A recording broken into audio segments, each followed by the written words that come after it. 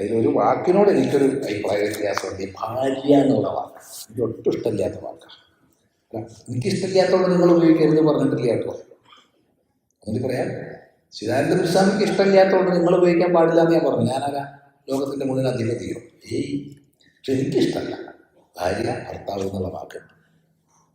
അത്ര നല്ല നല്ല വാക്ക് നമുക്കുണ്ട്. പതി പത്നി ഏറ്റവും നല്ല വാക്ക്. പതിയും പത്നിയാണ് ഏറ്റവും നല്ല വാക്ക്. സഹധർമ്മി സഹധർമ്മിണി ആ വാക്ക്. ഈ ഭാര്യ എന്ന് പറഞ്ഞാൽ ഭരിക്കപ്പെടുന്നവൾ എന്നർത്ഥം. ആരാവൻ ഭജിക്കാൻ തന്നെ കയറിയിട്ട്. ഭർത്താവ് എന്ന് പറഞ്ഞാൽ ഭരിക്കുന്നവൻ എന്നർത്ഥം.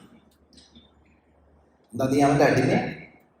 വിവാഹം കഴിച്ചു എന്നുള്ളത് കൊണ്ട് ആരും ആരുടെയും അടിമയാവുന്നില്ല, ആരുടെയും വ്യക്തിത്വം ഇല്ലാതാവുന്നില്ല.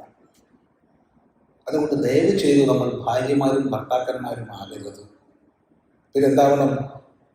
ഏറ്റവും നല്ല വാക്ക് പതിയും പത്നിയുമാണ്. പത്തില് ഗതവും എന്നാണ് ധാതു. പത്തില് ഗതവും.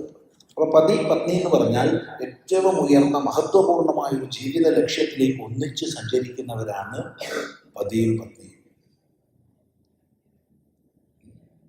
അത് നല്ല വാക്ക്. അല്ലെങ്കിൽ സഹധർമ്മിയും സഹധർമ്മിണിയാവാം, ഒന്നിച്ച് ധർമ്മം ചെയ്യിക്കുന്നവർ. അവയ്ക്കാവാം.